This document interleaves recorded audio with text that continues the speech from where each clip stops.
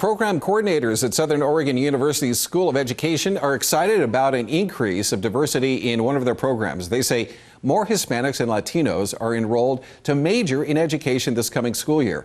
NBC5's Roma Vicencio spoke with some of them today, and she joins us live with more tonight. Roma. All of the students I spoke with today are bilingual in English and Spanish, and that's something a coordinator at the school says will help eliminate a gap in education. I want to be a role model. I always wanted to be a teacher ever since I was little. You're looking at a room of future bilingual teachers. Lidia Perez and Kelly Ramirez are seniors in the elementary education program at Southern Oregon University. The program's coordinator, Susan Fowler-Mitchell, says they are also part of some exciting news. There's an increase happening at the School of Education. Fowler-Mitchell says in their school preps program, this incoming year they have 12 Hispanic or Latino students compared to 3 in each of the last 3 years. Many of them were students themselves, of course, going through our system.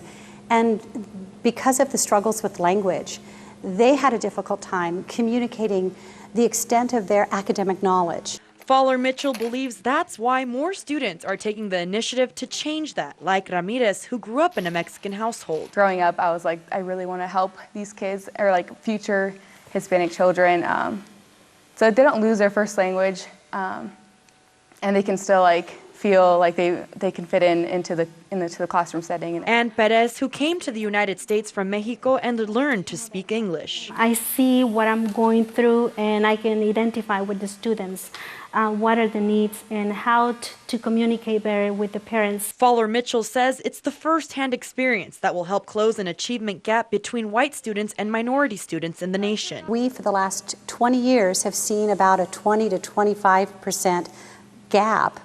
And that just hasn't been moving very much. So this is one of the things that we cannot ignore. A gap that she says gets larger and larger if the student doesn't catch up by 3rd grade.